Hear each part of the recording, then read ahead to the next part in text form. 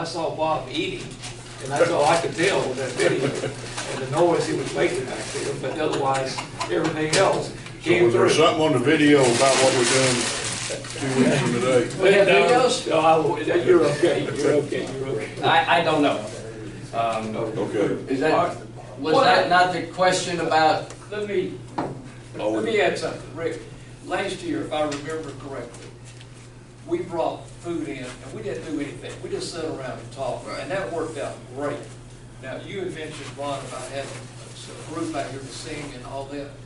So it's up to the club, but I thought last year was good. It's just nothing planned except we just had fellowship. I don't have any problem with that. So. We can sing. We can sing. Yeah. Phil had a good idea. But it's good either way. What was Phil's idea? He's forgotten already. Oh, yeah. Have we done the pledge yet?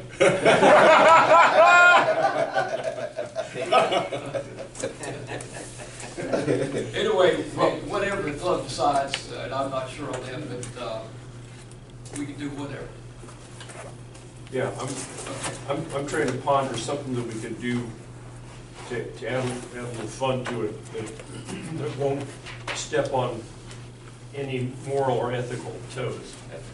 Like I have some, I first thought about doing them a bunch of scratch-offs and then taking the proceeds and putting them in the scratch-offs from the so-called education boondoggle lottery. So you can tell that I'm not real keen on that thing. And we had a president and president-elect meeting, and we nixed that idea.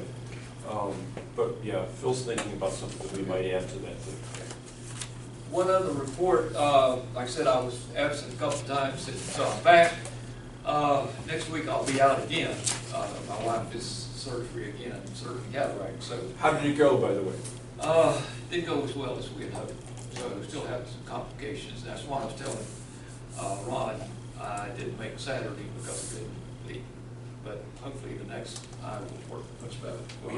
We've had the same experience in our house with cataract. It may be over a period of time. Finally turned out okay, but yeah, bumpy road. When you can't see at all, you thought you've lost all your vision, you know, in that eye. It's really tough, but it is coming back some. So we hope that'll work out. Good afternoon. Hey, Susan, how are you? We about sent out an SOS. We're glad you're here. You didn't call the police, did you? Not yet, Missed not the yet. first report. Good. Thanks. One other item of interest, Gavin is not here. I can hold this, but Gavin was in France. I did look for Gavin, and everywhere I looked, there were at least military or police, at least 3 in a group with AK-47s walking through the airport, tourist attraction, and I asked them about Gavin, and they were all looking for Gavin, but you know, couldn't find him. Even we're in the Belgian border, and they were there looking for Gavin. So there was an all-out alert for Gavin. So anyway, I'm assuming he got back okay. So anyway, I missed part of that from my notes. Gavin was carrying an AK what? they were looking for him. It was unreal in security. I mean, tight security. Okay, that's all I have. Dan, I've got something else, but dealing with Gavin, I'll wait till he gets here. We'll work on that the next time. Yeah, he could walk in a minute. Well, we'll wait and see. If it is, we'll activate it. All right, Phil. Thank you. Thank you.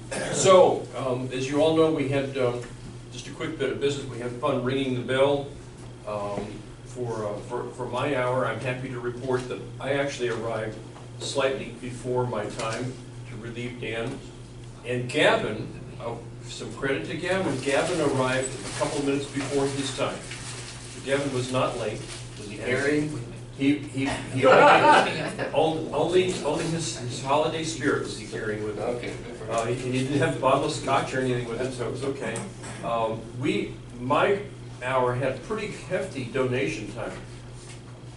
Did we get a count from? No, I'll probably have it for us next week. Okay. Yeah, we did. Yeah, it was heavy. It was good. And by the way, when I went in to do some shopping. When I came out the other door, Lake Hickory Rotary, or was it Hickory? It was one of the two afternoon or lunch club was at the other door. So people weren't getting into Walmart without getting accosted by the salvated Mary one way or the other. Did somebody take pictures, please?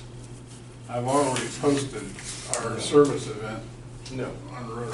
I didn't think it meant either. Does anybody know if anybody was with Rochelle at 6 o'clock, or was she by herself? She was by herself. We stayed with her till about 6:10, 6:15. She was perfect with her. Okay. Yeah, yeah. We thought about that. She was perfect. Okay. Bob, I'll be ringing for the church again on the 13th. Maybe I'll get somebody to take a picture and we can use that as That would be a good. rotary ringing. Actually, Michael took a picture of Rochelle and myself at the cattle. There you go. Yeah, use that. That's what we need. Use that. Use that one. Yeah. And I was surprised to see that the jumper had Rotary. I'm a Rotary ringer or something on Yeah. it. So, is this the first year we've had Rotary on our little Salvation Army jumper thing? Yeah, I don't Yes. remember last year being that way. That's pretty Might have fancy. been, but I don't remember. Yeah, so that was good. Okay, well, in honor of, you all ready to take off with your program? Sure. Okay. In honor of our new schedule, trying to get done by right on 7 o'clock, and give plenty of time for the program, we'll now move on to that. To the program. This way? Yeah, you're in the hot seat. We're expecting great things. Thanks, Bill.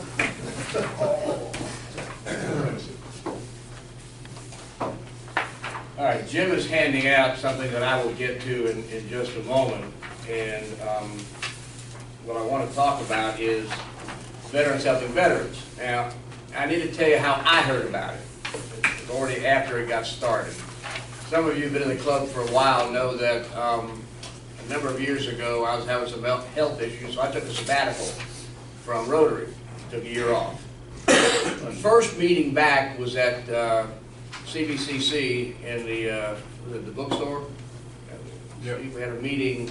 We're meeting next summer in the student center. That's right. And Bob Steiger was there, and I had just met Bob, and he was talking about this program about veterans, and so my ears perked up, and they were going to be having a meeting at Grace House. Big meeting with the mayor and everybody like that. And so I decided that I wanted to go. And that's the first I heard about it. Now, I'm going to ask Susan. Y'all know Susan Walker, Executive Director of Exodus Homes, Works, / everything else, about how that actually got started and how it ended up to that very first meeting at Grace House. Well, thank you so much for honoring me and asking me to tell the history of veterans helping veterans. There's so many people who've had a part in it, and but it was probably 2008, 2009 when the Veterans Administration had contacted Exodus Homes and asked us to help find the homeless veterans in the area because there was going to be a homeless veterans stand down here for the first time. This is before the first stand down. And so they knew that we worked with homeless people. They knew that we had homeless veterans at Exodus Homes. Everybody here knows what Exodus Homes is, right? Supportive housing for homeless people coming back to the community from treatment centers and prison. And so I thought about it, and I thought about people who are living at Exodus Homes, and we know who they are. So we're trying to find the ones that we don't know who they are, where they are, how we find them. And that's when I went to Pastor Jack with Grace House, which is at that time was the drop-in day center for homeless people, still is today, and actually is back in the original location where it was then. Yeah, they've moved back there now. Excellent. And yeah, that was a much better place for them to be. And so I asked him, I said, would you mind if we did some kind of a support group for homeless veterans at Grace House and let them know that we want to, you know, fellowship with them and get to know them and help them get connected with the resources and the services out there? And he agreed. And so the first meeting at Grace House was called Veterans Anonymous. You know, we didn't know what to call it, so we just didn't want them to feel anxious about coming to the meeting and that anybody was going to ask anything of them or that we were going to take their private, you know, trauma and broadcast it in any way. So it was Veterans Anonymous, and we had a pretty good group come out. And of course, I'm not a veteran, and so Lord knows how I get into these positions. I don't know, but I met with them, and then we continued to meet, and we would have cookies and we would have coffee. And then people were hearing about that was going on. And we probably had a group of about 8 to 10 men and women who were living in the woods, living under bridges, just don't want to say where they're living, but they were at Grace House during the day. And then we did a fundraiser. Some people became aware that we were doing that, and then we had a fundraiser for Exodus Homes downtown at the Crescent Moon around working with homeless veterans at Exodus Homes, and that's where I met Bob Steiger, probably Bob Reinhardt, Jim Starkey, Larry McMullen. I just met a whole lot of other people who were interested in working with veterans, and so they found out about Veterans Helping Veterans, and I found out about the stand down, and that's when it all started to really come together. So people who were planning the stand down started to come to the group at Grace House, and then it was much more credible in my mind because these were veterans coming. I'm just God just uses me to start things, get things going. And so when the veterans came, then at some point, it didn't take long to just change the name to Veterans Helping Veterans. And so that first year, and then Robert Ford came into the group, and he became the chaplain of the group. And we would have, good meetings, and a lot of what we talked about was trying to find all the people that might benefit from that first stand down. And so we had coffee and cookies, and then we would talk a lot about what we were doing, and there was a lot going on right then from the VA to help homeless veterans. There was the VRAP program to help them go back to school. There was the HUD voucher to help them get housing. So it wasn't like just a discussion group. There was a lot of stuff that they could benefit from if they had the honorable discharge. If they had the dishonorable or the less than honorable, then they were not eligible for those things, but yet and still that group said we still want to help you too. And so that was one of the things I thought that was wonderful about Veterans Helping Veterans, is it didn't just focus on the ones that qualified for the VA services, but on everyone. And is that enough? Yeah, okay. That's good. So now we've got this big group that's meeting at Grace House, and we would meet every week. And so I attended the first couple. And Steve, I think you were at that very first one where the mayor was there when they had a big to do about starting this program. There was a pretty good crowd there that night. And then we started meeting weekly, and even met once a week at night for the veterans who couldn't come to the weekly meetings. We would meet at Golden Corral, and for those who could not afford a meal, we fed them anyway. And during our regular meetings, we would sit in a circle, go around and introduce everybody. If you were a veteran, you said your name and what branch of service you were in. If you were not a veteran, you simply said you were an ally, somebody helping, because you don't have to be a veteran to be part of this group. And we had a thing where we would pass the hat, and somebody would have a hat and pass around, and if you could put money in it, you would put money in it. And we would use that money to help veterans in need, basically buying bus tickets for them, and certain individual needs began to crop up. We began to have an issue, two issues about the same time. One, Grace House was going to be ended, destroyed. That's in the new one after they moved? Yeah, I'm talking about the big one now, the one that that's where we were meeting when I started. We were meeting there. And we heard Grace House was going to be closing. So we began looking for something else. Plus we began talking among ourselves. And Jim is, I'll refer to him in just a minute too, but jump in anytime you want. We began talking among ourselves that, we see some of these people, the only time we see them is when they want money. Electric bill or something, they had to pay rent. Phone bill. Yeah, phone bills, and we would give money to pay for it, and then wouldn't see them again until they needed something else again. And we thought, that's not what we're all about. And so we actually met, talk about Robert Ford, 2 Saturdays in a row at First Baptist Church here in Hickory to discuss what are we all about, which is what you have in front of you now. We came up with a mission statement and a vision statement. And you see our vision, we want to empower veterans and their families to become secure and independent with dignity. That's our vision. how we go about that is to connect veterans and their families to a network of vital community resources. And then you see that our priority areas. Once Grace House we knew was closing, Barbara Rush attended one of our meetings and heard we were looking for a place to meet. And she said, well, we don't have anything going on Fridays at CCM. You can use our conference room. So we changed our meetings from Wednesday mornings to Friday so we could meet at CCM. And we did that for a while, and attendance got lower and lower and lower. Because in our heyday, we would have 25, 30 people, right? And it was a pretty good turnout. And it helped us because of Grace House being where it was. There were some homeless veterans who were just hanging out there. They would come to our meetings. But once we realized that we were not a money-giving out organization, but what we want to do is connect people to needed services, we decided to see if we could move back to the new soup kitchen. I talked to Austin about that, and he was all for it. And our attendance has gone back up again because of folks coming in to want to eat, so they come a little bit early, come to our meetings. And last week we had a new guy because he had seen this flyer, this thing posted on the bulletin board at the soup kitchen, and got talking to either Austin or Skip about it, and came to hear about it and participated. He liked what he heard. And so while this is all this is going on, meeting at Grace House 2 was the stand down folks. And Jim, you want to take it from there, how you got involved with stand down? Well, I got involved with stand down by erroneous methods.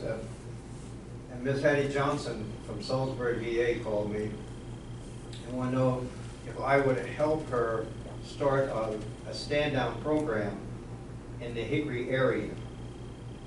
And I said, well, what does that involve? She said, well, I'll send you some paperwork.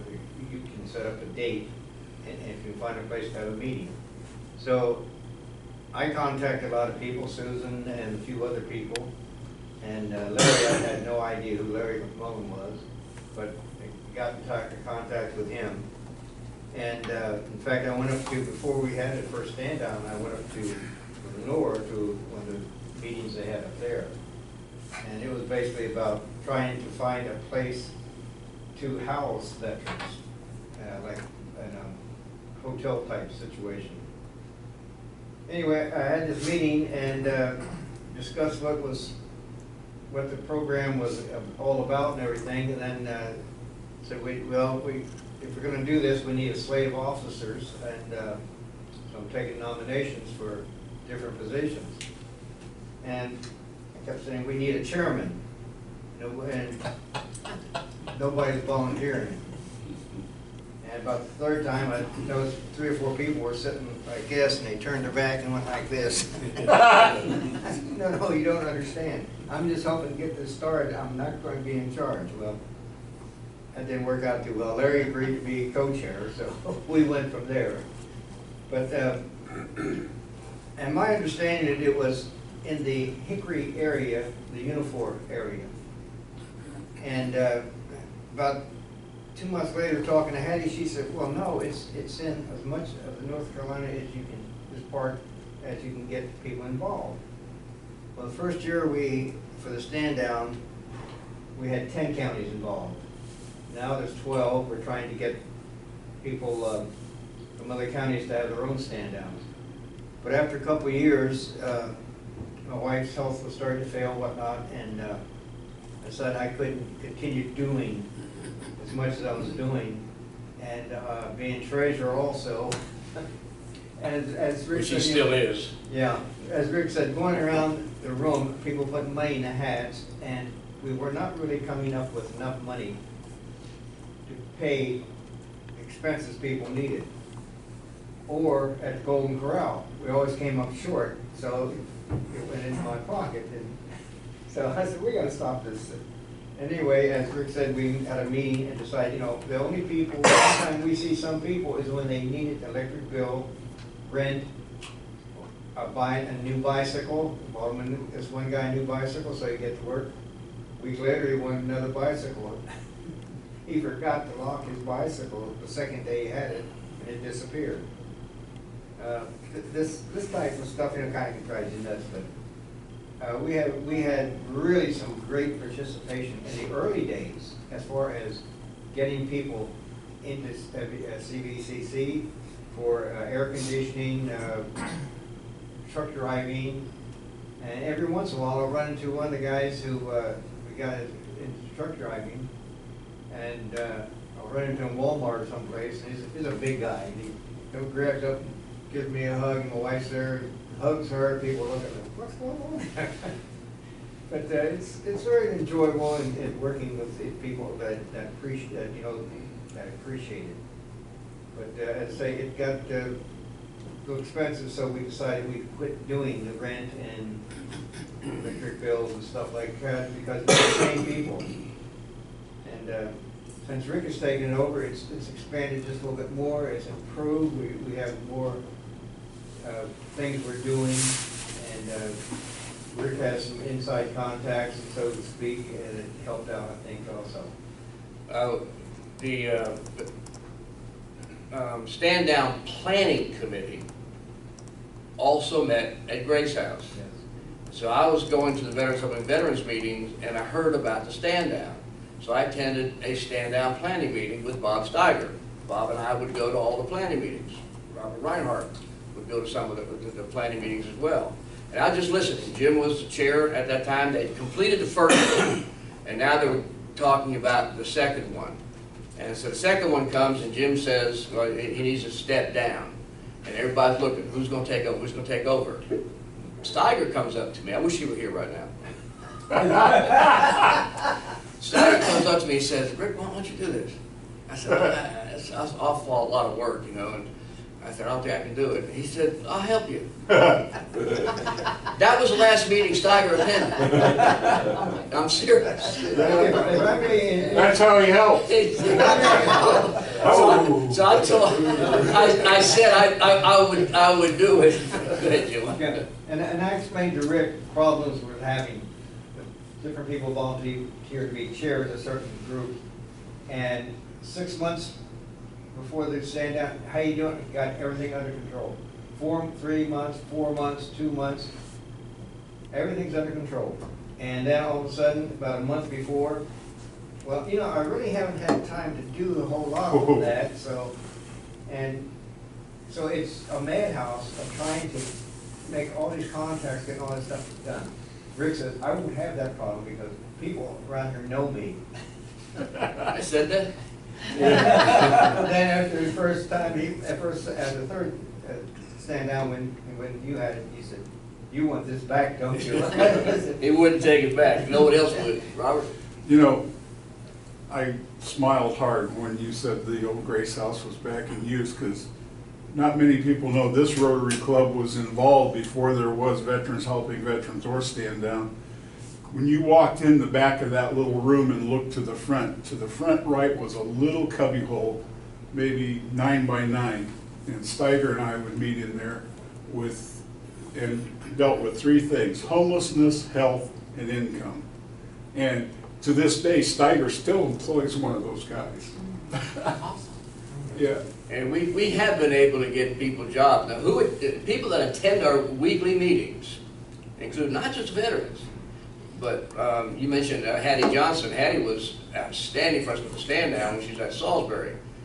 When she retired, things were not as smooth between us and Salisbury VA, but luckily Asheville has taken it over. But we've got to Stand Down now where we have like 12 committees, and the same people are chairing them. It is running like clockwork right now. It is doing well. We still want to help our veterans, both through the Stand Down and through Veterans Helping Veterans. It's a nice, good marriage here. And so we keep talking about what things can we do. Now, we do help monetarily some. And what the veteran has to do, however, is go to Cindy Travis, who's a Veteran Service Officer in Catawba County, and we have a form we created that she gives to a veteran. The veteran fills it out. Cindy sends it to us, to Larry, actually, Larry McMullen, and he then meets with Jim and I and a few other people. We discuss it. Is this worthy or not? Can we help? And sometimes we say yes, sometimes we say no. for various reasons. But we don't give people money anymore at our regular meetings. But it's pretty well attended on Friday mornings at the soup kitchen. Every one of you is invited to attend just to see what it's like. From 10 to 11, we basically meet, and we go around table, what are your issues, what's going on, what's working, get information about various and sundry things. And then Robert Ford closes with about a 5 to 8 minute, if we can limit him to that, little devotional that he has to sort of uplifting all of us.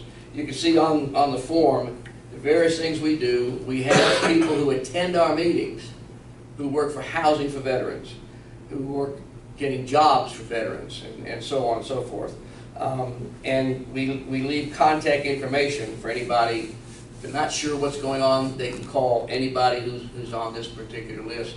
And again, our job is Veterans Helping Veterans. Can we help them get on their feet by connecting them to the various and sundry agencies that are out there? And our big push now, and we'll make sure the club understands, we're not asking for a penny, okay? Not a fundraising, a fund request at all. But I want you to understand that the monies we have and are asking individuals or corporations for, almost all of it now is going for dental. What we found out with the stand down is that a lot of people wanted to come for the free dental care. Now, we were having the stand down for the first 5 years, I guess it was, at American Legion. Greenway Transportation is one of our partners, and they, for